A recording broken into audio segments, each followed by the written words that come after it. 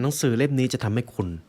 ชนะความทุกข์และสร้างความสุขในชีวิตของตัวเองได้ครับบางทีเรื่องของความสุขและความทุกข์มันก็เป็นเรื่องที่ซับซ้อนครับเราทุกคนต่างต้องการความสุขแต่ก็ไม่ใช่ทุกช่วงเวลาที่เราจะได้สิ่งนั้นมาและหนังสือเล่มนี้จะเป็นคู่มือสู่ความปรารถนานั้นดังนั้นพาร์ทนี้จึงเป็นโอกาสดีครับที่เราจะมาไขความลับที่ลึกลับที่สุดอย่างหนึ่งของเราความสุขและความทุกข์เราจะมาเรียนรู้กับหนังสือที่ว่าด้วยเรื่องของการเอาชนะทุกข์และสร้างสุขครับ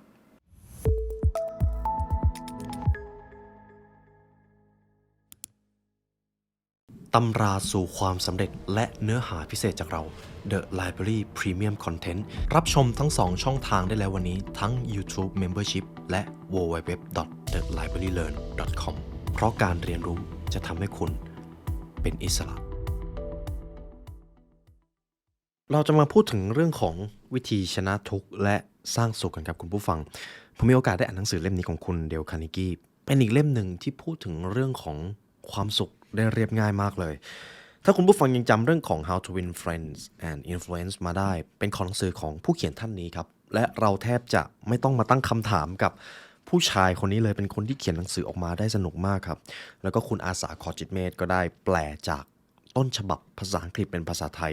สำนวนภาษาสวยงามไม่แพ้กันเลยนี่คือสิ่งที่ผมอ่านและรู้สึกภาคภูมิใจในความแตกต่างของภาษานะครับก่อนอื่นนี่จะเป็นวิธีที่ข้าพเจ้าชนะทุกข์ประโยคดังกล่าวถูกเขียนไว้ในหลังปกหนังสือครับผมจะมาเริ่มแบบนี้ก่อนครับจริงๆแล้วหนังสือเล่มนี้มีอยู่300กว่าหน้าผมจะสรุปแก่นสำคัญในเรื่องของความสุขและเช่นเคยครับหากคุณผู้ฟังต้องการเนื้อหาจากหนังสือเล่มนี้ครบถ้วนนะครับต้องการอัดฉบับที่เขาสรุปสำนวนออกมาแล้วหนังสือเล่มนี้อ่านสนุกมากคุณผู้ฟังสามารถซื้อหนังสือเล่มนี้ได้จาก The Library Shop ครับเดี๋ยวผมจะทิ้งลิงก์ไว้ให้ข้างล่างคุณเดลคาร์เนกี้เขาเริ่มต้นที่ว่ามันจะมีอยู่3รากฐานของความสุขที่เราจะต้องรู้ครับก่อนที่เราจะเข้าไปถึงความสุขหรือเหตุผลอะไรทำไมเราจะต้องมีความสุขเราจะมาเริ่มที่ตอนที่1ครับรากฐานข้อเท็จจริงเกี่ยวกับความทุกข์ที่ท่านควรรู้ในชีวิตของเราต่างอยากมีความสุขใช่ไหมครับแต่ความทุกข์บางครั้งก็เข้ามาแล้วเราไม่สามารถหลีกเลี่ยงได้คำถามก็คือทำไมความทุกข์ที่มันทำให้เรารู้สึกเจ็บปวดเราไม่ได้ต้องการและน้อยครั้งที่เราจะรู้วิธีรับมือกับมันความจริงของสิ่งนั้นคืออะไรเริ่มที่บทที่1ครับรากฐานข้อเท็จจริงเกี่ยวกับทุกข้อแรกก็คือคุณจะต้องมีชีวิตอยู่ในห้องที่มีแต่วันนี้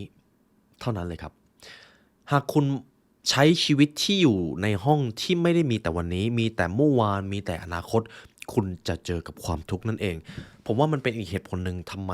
คนที่เขามีความสุขเขามักจะอยู่กับปัจจุบันเป็นครับผมชอบตรงนี้ที่เขาบอกว่าเคล็ดลับความสำเร็จของชายที่ชื่อว่าเซอร์วิลเลียมออสเลอร์ในตอนที่นายแพทย์ออสเลอร์นะครับกล่าวปาฐกถากับนิสิตในมหาวิทยาลัยเขากล่าวไว้แบบนี้ครับท่านทุกคนเป็นมนุษย์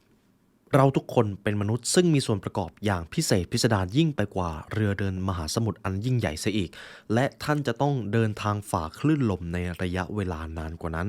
สิ่งที่ข้าพเจ้าจะขอเตือนท่านก็คือท่านจงศึกษาวิธีที่จะมีชีวิตอยู่ภายในห้องที่มีแต่วันนี้หากท่านปรารถนาความสุขและแน่นอนครับเราทุกคนต่างปรารถนาถึงความสุขใช่ไหมครับในตอนนี้เรามาลองดูกันว่าคุณผู้ฟังกำลังทำอะไรอยู่มือของคุณกำลังอยู่ที่ไหน ลมหายใจของคุณมีความร้อนหรือความเย็นมากน้อยเพียงใดในห้องที่คุณกำลังใช้ชีวิตอยู่ในตอนนี้มันมีหลายสิ่งหลายอย่างมากเลยที่คุณเคยต้องการและคุณก็ได้มันมาแล้วนี่แหละครับคือการได้รับความสุขภายในห้องที่มีแต่วันนี้ผมว่ามันเป็นอะไรที่มหัศจรรย์มากเลยเราสามารถเข้าถึงความสุขได้โดยไม่ต้องเสียเงินแม้แต่บาทเดียวคุณเดลคาร์เนกีเขาเปรียบเทียบไว้แบบนี้ครับสมมุติว่าตัวพวกเราเป็นเรือนะครับเป็นเรือที่ยิ่งใหญ่คอยเดินสมุทรในฐานะที่ท่านเป็นกัปตัน ท่านจงขึ้นไปบนห้องบังคับการและตรวจตาดูทุกๆอย่างหรืออย่างน้อยที่สุดก็ตรวจดูช่องกั้นน้ำในท้องเรือว่าอยู่ในสภาพเรียบร้อยเป็นปกติหรือไม่นั่นคือขอให้ท่านสำรวจตัวของท่านเองว่าเป็นปกติอย่างสม่ำเสมอและจงถือเสียว่าสิ่งที่เกิดขึ้นแล้วเมื่อวานนี้อดีตเป็นสิ่งที่ล่วงเลยมาแล้วและปิดฉากไปแล้วส่วนพรุ่งนี้หรืออนาคตคือสิ่งที่ยังมาไม่ถึง จงเอาฉากเหล็กมากั้นไว้อนาคตเพียงแต่เป็นสิ่งที่ยังมาไม่ถึงและยังไม่ปรากฏรูปร่างเมื่อคุณปฏิบัติได้เช่นนี้ คุณจะอยู่ในฐานะที่ปลอดภัยและนี่แหละครับเป็นความจริงข้อแรกสำหรับเรื่องของความทุกข์สิ่งแรกที่ท่านต้องเรียนรู้ก็คือปิดประตูเหล็กกั้นอดีตและอนาคตไว้ขอให้ท่านดำรงชีวิตอยู่ในห้องที่มีแต่วันนี้ครับรากฐานข้อเท็จจริงข้อที่2สูตรวิเศษสำหรับแก้ทุกข์ครับคุณเดลคาร์เนกี้เขียนไว้แบบนี้เลยนี่คือสูตรวิเศษที่จะเอาไว้แก้ทุกข์ครับสูตรวิเศษนั้นก็คือขอให้ท่านยอมรับเหตุการณ์ที่เลวร้ายที่สุดเท่าที่มันจะเกิดขึ้นได้เวลาจะทำอะไรหรือทำสิ่งที่มันยิ่งใหญ่ลองคิดถึงในมุมของหากเกิดความล้มเหลวหรือหากเกิดความผิดพลาดเหตุการณ์ที่แย่ที่สุดเท่าที่มันจะเกิดขึ้นได้คืออะไรและหลังจากนั้นครับยอมรับครับยอมรับทำให้ผมนึกถึงคำหนึ่งในปรัชญาสโตอิกนะครับก็คืออโมฟาติโอบรับทุกอย่างในชีวิตที่มันเกิดขึ้นไม่ว่าจะดีหรือมันจะแย่แต่ทุกอย่างล้วนมีเหตุผลในตัวของมันเองหากคุณเข้าใจในสิ่งนี้ก็ไม่ต่างจากการที่คุณมีสูตรวิเศษสำหรับการแก้ทุกข์ครับคุณเดลคาร์เนกี้เขาบอกเอาไว้ว่าหากคุณรู้แล้วว่าไม่ว่าจะเกิดอะไรขึ้นมันจะมีเหตุผลอยู่เสมอคุณจะไม่มองว่าชีวิตกำลังเล่นตลกกับคุณจะมองว่ามันจะต้องมีโอกาสหรือมีเหตุผลบางอย่างที่คุณกำลังประสบพบเจอในช่วงเวลานั้นเขาจึงบอกไว้เลยว่ากฎที่2ซึ่งท่านควรจำไว้ก็คือหากท่านมีปัญหาที่ทำให้เกิดวิตกทุกข์ร้อนท่านควรบำบัดด้วยสูตรวิเศษของ Village S Carrier โดยปฏิบัติ3ประการดังต่อไปนี้ 1. ถามตัวท่านเองว่าจะเกิดผลเสียหายร้ายแรงที่สุดสักเพียงใด 2. เตรียมตัวต้อนรับความเสียหายร้ายแรงที่สุดนั้นถ้าไม่มีทางหลีกเลี่ยง 3. ครั้นแล้วพยายามอย่างสุขุมเยือกเย็นเพื่อแก้ไขสิ่งร้ายให้กลายเป็นดีครับอย่าแพนิคนั่นเองนี่คือกฎข้อที่2ข้อที่3ครับอันตรายจากความทุกข์ครับถามว่าความทุกข์มีอันตรายขนาดไหนมันทำให้คุณไม่มีความสุขครับผมว่าแค่นี้ก็อันตรายแล้วนะครับจริงไหมผมเชื่อว่าคุณผู้ฟังที่ฟังผมอยู่หลายท่านก็อาจจะอยู่ในช่วงวัยทำงานหรืออยู่ในช่วงวัยเรียนผมอยากให้ทุกท่านลองกลับไปทบทวนช่วงเวลาที่คุณกำลังมีความทุกข์ครับคุณจะรู้สึกไม่อยากทำอะไรคุณจะรู้สึกมีปัญหาในการมีปฏิสัมพันธ์กับคนรอบข้างหรือพูดง่ายๆนะครับคุณอาจจะรู้สึกเหนื่อยกับบางสิ่งบางอย่างแต่ผมว่าประเด็นสำคัญมันอยู่ตรงนี้หากลองทบทวนดูดีๆคุณไม่ได้เหนื่อยที่ร่างกายเลยครับร่างกายของคุณสามารถพักฟื้นแป๊บเดียวอาบน้ำนิดหน่อยแล้วก็กลับไปมีแรงเหมือนเดิมได้แต่ส่วนใหญ่ความทุกข์ของคุณ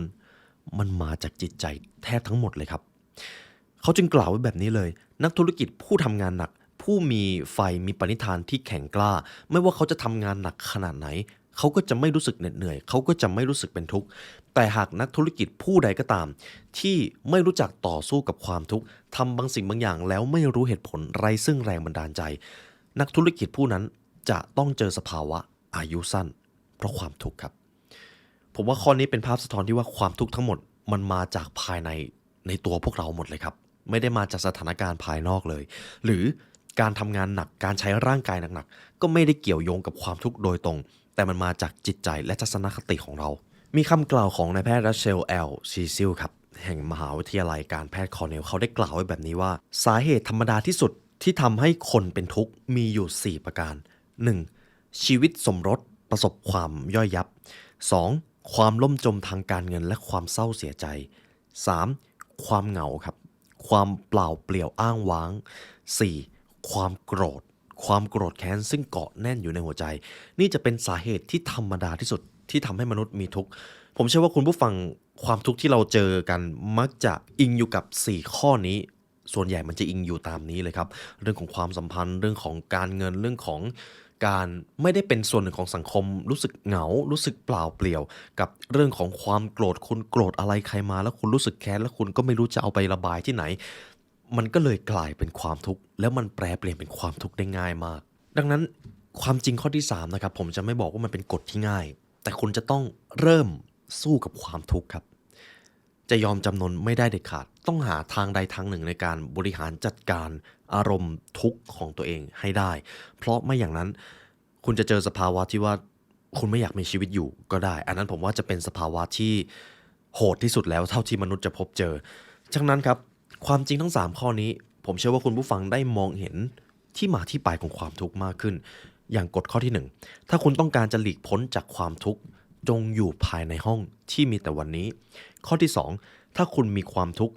ลองถามตัวเองว่าเหตุการณ์ที่เลวร้ายที่สุดของเรื่องนี้เท่าที่มันจะเกิดขึ้นได้ คืออะไรและถ้าคุณหลีกเลี่ยงเหตุการณ์ที่มันจะเกิดขึ้นไม่ได้คุณก็ทำอะไรไม่ได้ครับก็เต็มใจรับมือกับมันข้อที่3จงเตือนตัวเองอยู่เสมอว่านักธุรกิจผู้ไม่รู้จักต่อสู้กับทุกข์จะอายุสั้นความทุกข์สามารถทำลายสุขภาพทั้งกายและใจรวมไปถึงทุกส่วนในชีวิตได้อย่างร้ายแรงทีนี้แหละครับคุณผู้ฟังหลังจากนี้ผมจะเอาเครื่องมือที่จะเอามาต่อกรกับความทุกข์ครับวิธีทำลายนิสัยชอบมีทุกข์เสียก่อนที่มันจะทำลายคุณหลังจากนี้จะเป็นเครื่องมือแล้วนะครับหลังจากนี้ถ้าคุณผู้ฟังมีปากกาหรือมีกระดาษสามารถจดไปได้นะครับหรือถ้าใครฟังตอนที่กำลังนอนอยู่อย่าเพิ่งเคลิ้มหลับนะครับบทเรียนนี้จะทำให้คุณมีเครื่องมือไว้ต่อกรกับความทุกข์แต่ต้องยอมรับว่าบางครั้งถึงแม้คุณจะต่อสู้กับเขาก็อาจจะชนะคุณบ้างแต่แนวโน้มที่คุณจะชนะความทุกข์นั้นมันก็จะมีสูงมากขึ้นแล้วสิ่งที่คุณจะได้รับต่อจากนั้นก็คือคุณจะมีความสุขมากขึ้นนั่นคือสิ่งที่มนุษย์ทุกคนต้องการครับข้อที่1วิธีขยื่นทุกข์ออกจากจิตใจนี่คือวิธีแรกคุณเดลคาร์เนกีเขาบอกเอาไว้ว่าเวลาคุณมีความทุกข์แล้วคุณอยู่เฉยๆความทุกข์นั้นจะทำให้คุณกลับมาลังเลสงสัยในตัวเองและคุณก็จะเริ่มตั้งคำถามว่าทำไมความทุกข์นี้มันจะต้องเกิดขึ้นกับคุณด้วยคุณจะเริ่มโทษตัวเองคุณจะเริ่มโทษคนอื่นและความทุกข์นั้นมันจะขยายใหญ่ขึ้นเพราะคุณอยู่เฉยๆคุณผู้ฟังเห็นอะไรไหมครับผมว่าข้อนี้เป็นข้อที่ผมอ่านแล้วรู้สึกว่ามันมีความเป็นจริงส่วนหนึ่งลองสังเกตดูว่าในช่วงเวลาที่คนเขามีความทุกข์นะครับและเขาได้ไปทำงานอะไรสักอย่างที่มันจะต้องใช้ความจดจ่อใช้สภาวะโฟลว์เข้ามาช่วยเขาจะลืมความทุกข์ไปหมดเลยนี่คือกฎข้อแรกครับแล้วมันทรงพลังมากผมจะยกตัวอย่างประสบการณ์ของผมเองนะครับในช่วงของการบริหารงานมันย่อมมีปัญหามันย่อมมีความทุกข์เข้ามาเกี่ยวข้องแต่ผมสังเกตอยู่ช่วงหนึ่งมันจะมีช่วงที่ผมสามารถไม่ใส่ใจกับความทุกข์เลยช่วงที่1คือการเขียนหนังสือครับมันเป็นช่วงที่จะต้องจดจ่ออยู่กับงานตรงหน้าสูงมากๆผมจะต้องปิดโทรศัพท์ผมจะต้องปิดการรบกวนต่างๆนานาและผมก็จะไม่รู้สึกทุกข์เพราะผมไม่ได้ใส่ใจสิ่งนั้นด้วยซ้ำหรือในตอนที่ผมกำลังอัดพอดแคสต์นี้อยู่ผมไม่ได้รู้สึกทุกข์อะไรเลยครับเพราะผมกำลังจดจ่ออยู่กับวาทศิลป์ของผมเองนี่คือกฎข้อที่1แล้วมันทรงพลังมากครับพวกเราส่วนมากมักจะไม่เดือดร้อนในการหาอะไรทำให้มันยุ่งเข้าไว้ครับเมื่อคุณมีความทุกข์อย่าปล่อยให้ตัวเองว่างครับหาอะไรที่คุณสนใจอยากจะพัฒนาอ่านหนังสือเรียนรู้ผ่านพอดแคสต์อะไรก็ได้ครับแต่อย่าปล่อยให้ตัวเองว่างผมว่าอันนี้เป็นวิธีที่ตรงกับธรรมชาติของมนุษย์มากที่สุดครับผมจะนำประสบการณ์ของผู้ชายคนหนึ่งในหนังสือเล่มนี้มาเล่าให้ฟังครับพลเรือเอกเบิร์ตครับได้พบความจริงอย่างเดียวกันในตอนที่เขาดำรงชีวิตอย่างเดียวดายในขั้วโลกใต้ครับคือถ้าคุณผู้ฟังมีโอกาสได้ฟังสารคดีจากขั้วโลกใต้นะครับใครที่ไปทำงานที่นั่นไม่เครียดจัดก็เสียสติไปได้เลยเพราะมันอ้างว้างมากคุณหันไปทางไหนก็เจอแต่น้ำแข็งเจอแต่ความหนาวสภาวะอากาศแบบนั้นทำให้คุณรู้สึกซึมเศร้าได้ง่ายมากครับซึ่งพลเรือเอกเบิร์ตเป็นคนหนึ่งครับที่จะต้องไปทำภารกิจในขั้วโลกใต้เขาบอกเอาไว้แบบนี้เลยครับไม่มีสิ่งมีชีวิตใดๆอาศัยอยู่เลยแม้แต่ชีวิตหนึ่ง เขาต้องผจญภัยกับความหนาวอย่างร้ายกาจทุกวันตลอดเวลา5เดือนหนาวจนกระทั่งลมหายใจที่เขาระบายออกมาจับกันเป็นฝ้าและลอยผ่านหูเข้าไปในหนังสือของเขาครับเรื่องแต่ผู้เดียวเขาบรรยายว่าตลอดเวลา5เดือนที่เขาดำรงชีวิตอยู่กลางวันที่ขั้วโลกใต้มืดไม่แตกต่างกับกลางคืนเลยครับเขาต้องทำโน่นทำนี่ให้ง่วนอยู่เป็นประจำเพื่อช่วยให้จิตใจของเขาเป็นปกติอยู่ได้เขาบอกไว้เลยว่าหากเขาไม่มีอะไรทำแม้แต่ชั่วโมงเดียวเขาจะฟุ้งซ่านเขาจะโดนความทุกข์และความเหงาเข้ามากัดกินหัวใจครับและเขาอาจจะกลายเป็นบ้าได้เลยผมจึงเจอประโยคนึงในหนังสือเล่มนี้หากมนุษย์ไม่มีงานต่างๆให้ทำการมีชีวิตอยู่วันหนึ่งจะปราศจากจุดหมาย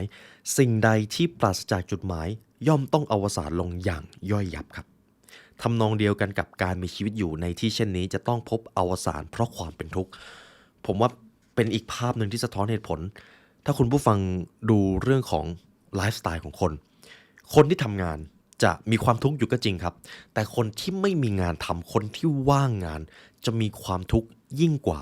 เพราะเขารู้สึกว่าเขาปราศจากจุดหมายมากเขาไม่มีช่วงเวลาที่เขาจะได้ยุ่งเลยนี่คือกฎข้อแรกครับในการทำลายนิสัยชอบมีทุกข์อย่าอยู่ว่างคนที่มีทุกข์ต้องหาอะไรทำให้ยุ่งอยู่เรื่อยๆมิฉะนั้นใจของท่านจะเหี่ยวแห้งอยู่ด้วยความทุกข์ต่อไปครับข้อที่2อย่าให้ตัวด้วงชอนชัยท่านจนล้มลงครับเพราะว่าอันนี้เป็นปรัชญาหนึ่งที่เขาเขียนลงไปแล้วมันลึกซึ้งมาก มีอยู่เรื่องราวหนึ่งที่คุณเดลคาร์เนกีเขาได้เขียนลงไปครับจากสมุดบันทึกที่เนินเขาแห่งหนึ่งครับในเมืองโคโลราโดรัฐเท็กซัสมีซากต้นไม้ขนาดยักษ์ต้นหนึ่งนอนอยู่นักธรรมชาติวิทยาอธิบายให้รู้ว่าต้นไม้ต้นนั้นที่มันนอนอยู่นะครับเคยมีอายุกว่า400ปีครับเมื่อสมัยโคลัมบัสขึ้นบกที่ซานซาวาดอร์ไม้ต้นนี้เพิ่งจะงอกขึ้นมาและสูงใหญ่เพียงครึ่งเดียวครับในตอนนั้นแต่ต้นไม้ต้นนี้ครับถูกฟ้าผ่ามาแล้ว10 ครั้งเคยถูกหินจากยอดเขาพังลงมาชนจนนับครั้งไม่ถ้วนเคยถูกพายุใหญ่ตลอดเวลา4 ทศวรรษแต่ต้นไม้ต้นนี้มันก็ยังยืนหยัดอยู่ได้ครับแต่สุดท้ายครับคุณผู้ฟัง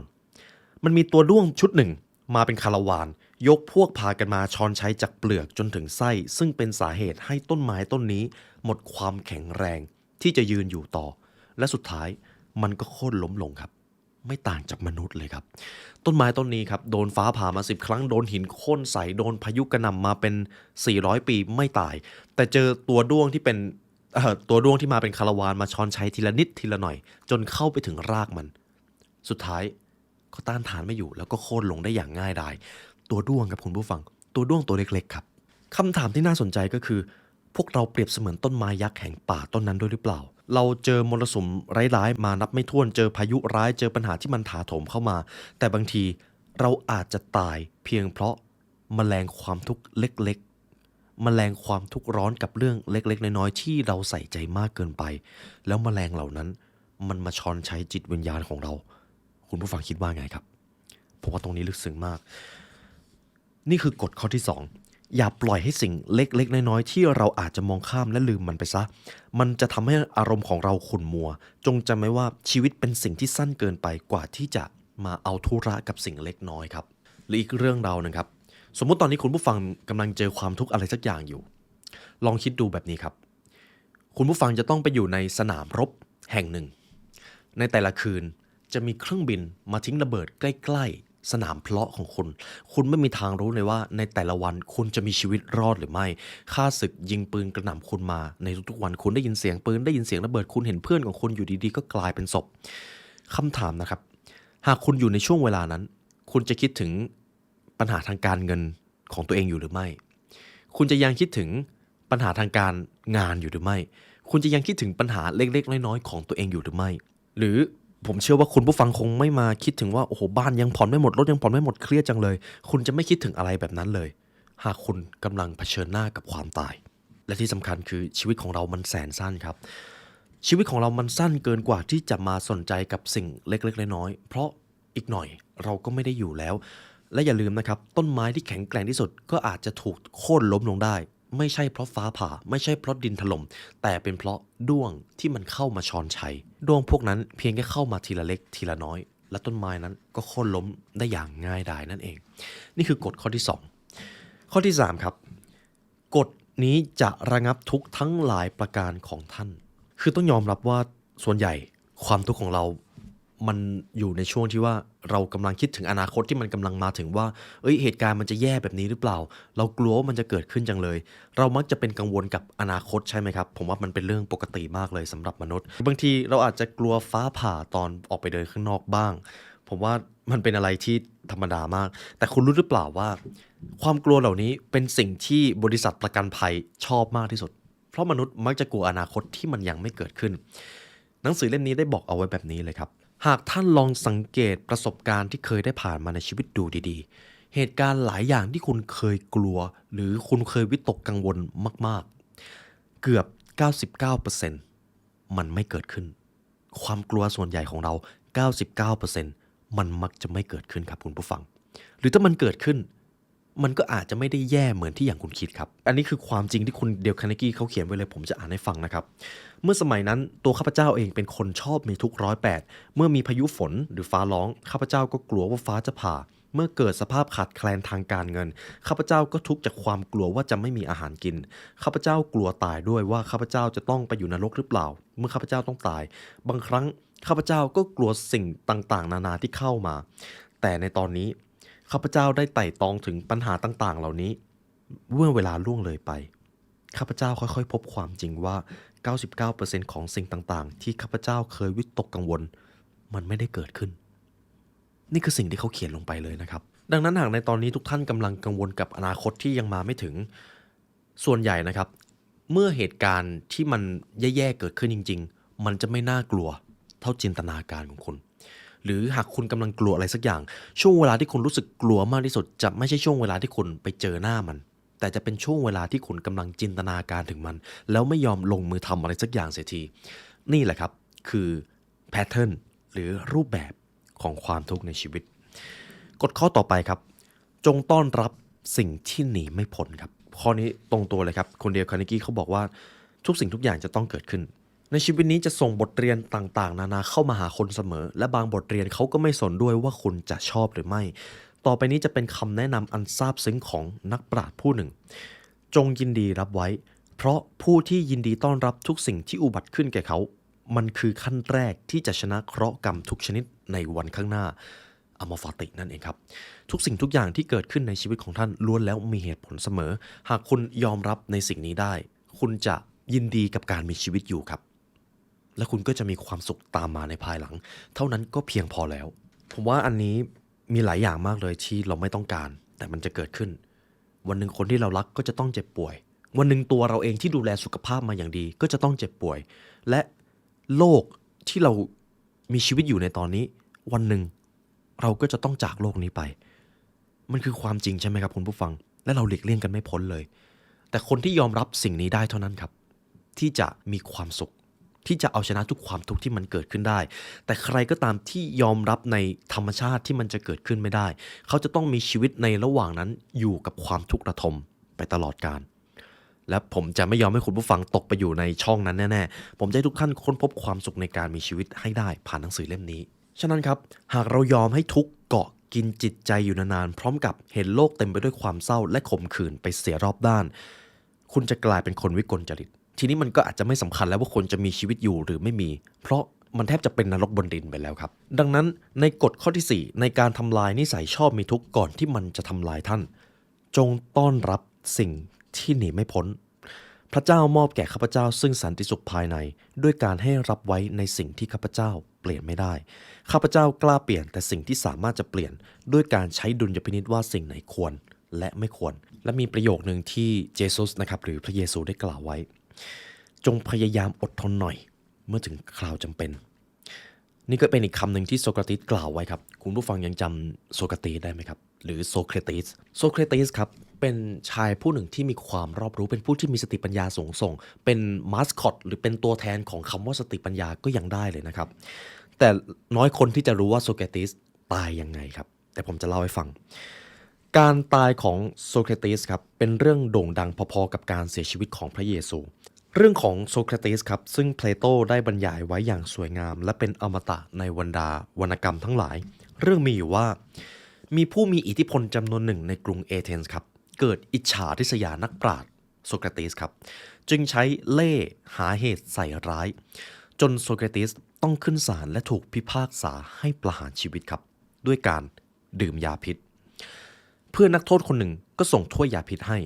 โซเครติสไม่แพนิคไม่ตื่นตระหนกเลยครับโซเครติสหยิบถ้วยยาพิษนั้นมาดื่มแล้วก็บอกว่า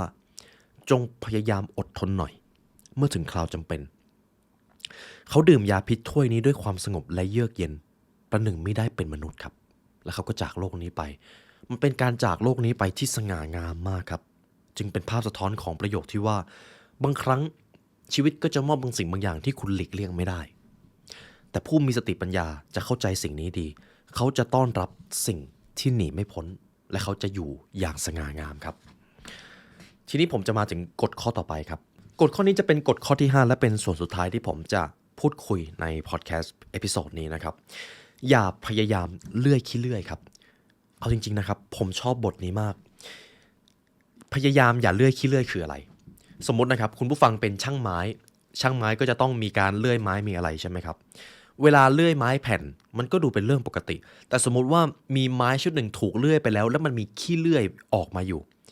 คุณก็คงไม่เห็นช่างไม้เอาเลื่อยไปเลื่อยขี้เลื่อยนั้นใช่ไหมครับขี้เลื่อยเหล่านั้นเปรียบเสมือนไม้ที่ถูกเลื่อยไปแล้วหรือเปรียบเสมือนอดีตที่มันได้เกิดขึ้นไปแล้วผู้มีสติปัญญาจะไม่เลื่อยขี้เลื่อยครับ คุณเดลคาร์เนกีเขาเล่าประสบการณ์หนึ่งครับในตอนที่เขากำลังเรียนอยู่ในวิชาวิทยาศาสตร์แล้วเขาพบคุณครูคนหนึ่งชื่อแบรนด์ไวท์ครับคุณครูคนนั้นครับสอนวิชาเลขาคณิตซึ่งมันน่าเบื่อมากถ้าคุณผู้ฟังเรียนคณิตศาสตร์หลายท่านก็น่าจะรู้สึกแบบผมแต่ในทันใดนั้นครับคุณครูเขาอยากสอนวิชาชีวิตอย่างหนึ่งเขาหยิบขวดนมขวดหนึ่งมาครับแล้วก็ตบขวดนมให้ล้มไปเลยหลังจากนั้นครับขวดนมแตกดังเพลงครับแล้วก็นมไหลลงอ่างล้างมือข้างโต๊ะแล้วคุณครูก็ตะโกนอย่าร้องไห้เพราะนมหกหลังจากนั้นคุณครูก็เรียกให้ทุกคนมาที่อ่างล้างมือบอกให้นักเรียนมองดูขวดนมที่แตกกระจายอยู่แล้วก็พูดว่านักเรียนพวกเธอมองดูให้ดีครูต้องการให้เธอทุกคนจำบทเรียนนี้ไว้จนตลอดชีวิตของพวกเธอก่อนหน้านี้นมอยู่ในขวดแก้วที่สวยงามเป็นระเบียบเรียบร้อยแต่ในตอนนี้ขวดนมแก้วนั้นมันแตกไปแล้วนมไม่เหลืออยู่อีกเลยเธอจะเห็นว่านมเหล่านั้นมันไหลลงไปตามท่อหมดแล้วไม่ว่าเธอจะร้องเอะอะอย่างไรหรือจะเสียอกเสียใจขนาดไหนเธอก็ไม่สามารถได้มันกลับคืนมาแม้แต่หยดเดียวแต่ถ้าเธอใช้สติปัญญาสักเล็กน้อยในการป้องกันนมมันก็อาจจะไม่หกใช่แต่ตอนนี้นมมันหกไปแล้วมันสายเกินไปมีทางเดียวที่เราควรทำก็คือมันสูญหายไปแล้วลืมมันไปซะและไปทำอย่างอื่นต่อไปอย่าร้องไห้เพราะนมหก ผมชอบข้อนี้มากครับเป็นปรัชญาชีวิตหนึ่งที่ผมจำได้แม่นเลยและที่มาที่ไปของอย่าเลื่อยขี้เลื่อยครับมาจากตรงนี้ครับเฟร็ดฟลุตเลอร์ครับผู้ล่วงลับไปแล้วเขาเป็นบรรณาธิการหนังสือพิมพ์เขาเล่าเอาไว้ว่าเมื่อตอนที่เขาถูกเชิญให้ไปกล่าวปาฐกถาแก่นักศึกษาเขาถามว่ามีใครเคยเลื่อยไม้บ้างนักศึกษาบางคนก็ยกมือขึ้นและเขาก็ถามอีกรอบมีใครเคยเลื่อยขี้เลื่อยบ้างไหมแน่นอนครับไม่มีใครยกมือขึ้นเขาก็เลยตอบว่าแน่นอน พวกท่านจะเลื่อยขี้เลื่อยไม่ได้ เพราะมันเลื่อยเสร็จไปแล้วทำนองเดียวกับอดีต หากท่านทุกข์ถึงสิ่งที่ผ่านมาแล้วและเสร็จสิ้นไปแล้ว มันก็เฉกเช่นเดียวกับท่านพยายามที่จะเลื่อยขี้เลื่อยนั่นแหละ เห็นไหมครับคุณผู้ฟัง นี่แหละครับคือที่มาที่ไปของหัวข้อนี้ เราทุกคนต่างเคยมีความทุกข์กับอดีตนั่นเอง แต่ถ้าอดีตมันเกิดขึ้นไปแล้ว นมมันหกไปแล้ว หรือไม้มันถูกเลื่อยไปแล้ว คุณจะไปเลื่อยขี้เลื่อยก็ไม่สมเหตุสมผล คุณจะไปเรียกนมกลับคืนมาก็เป็นไปไม่ได้ ปล่อยแล้วไปทำอย่างอื่น นั่นต่างหากคือหนทางที่จะเอาชนะหรือต่อกรกับความทุกข์ คนเราทุกคนย่อมจะต้องเคยกระทำสิ่งใดผิดพลาดมาอย่างแน่นอนครับ ผมเองก็มีครับคุณผู้ฟัง แล้วบางครั้งเราก็เคยขาดสติสัมปชัญญะแล้วก็ไปทำอะไรที่ทำให้ตัวเองเสียใจ แม้แต่นโปเลียนยังแพ้สงครามในการรบครั้งสำคัญใน3ครั้งการเผชิญโลกและเผชิญชีวิตของท่านอาจจะอยู่ในสภาวะไม่เลวไปกว่านโปเลียนก็ได้ในบางครั้งแต่อย่างไรก็ตามครับอย่าได้เก็บเอาความผิดพลาดนั้นมาเป็นเครื่องกังวลใจอย่าได้เสียน้ำตาแม้จะใช้อำนาจและอิทธิพลขนาดไหนก็ตามเราไม่สามารถบังคับให้อดีตเปลี่ยนแปลงได้ดังนั้นคุณผู้ฟังครับขอให้ทุกท่านจำกฎข้อนี้ไว้ให้ดีอย่าร้องไห้เพราะนมหกและอย่าพยายามเลื่อยขี้เลื่อยครับจงฝังอดีตไปซะนี่คือบทเรียนส่วนแรกที่ผมนำมาให้คุณผู้ฟังนะครับผมว่าจริงๆชุดเครื่องมือชุดแรกนี้ผมยังสรุปไม่ถึงครึ่งเล่มเลยนะครับแต่มันก็เพียงพอแล้วที่จะทำให้ทุกท่านต่อกรกับความทุกข์ในชีวิตได้และถ้าคุณผู้ฟังต้องการมีวิชาที่ลึกกว่านี้ในการชนะทุกข์และสร้างสุขคุณผู้ฟังสามารถซื้อหนังสือเล่มนี้ได้จาก The Library Shop ครับผมเองก็ยังแนะนำให้ทุกท่านเรียนรู้ผ่านการอ่านด้วยตัวเองเพราะมันเป็นการซึมซับจากตัวอักษรบางท่านอาจจะเรียนรู้ผ่านการอ่านได้ดีกว่าและเช่นเคยครับหากคุณผู้ฟังฟังมาถึงตรงนี้ตัวผมเองก็ขอบคุณและเป็นเกียรติอย่างยิ่งที่เรามีโอกาสได้มาเรียนรู้ด้วยกันในวันนี้ได้เวลาอันสมควรแล้วครับทีมงาน The Library เลยและผมขอลาไปก่อนขอให้วันนี้เป็นวันที่ยอดเยี่ยมของทุกท่านขอให้ทุกท่านชนะทุกข์และสร้างสุขได้ด้วยตัวเองครับสวัสดีครับ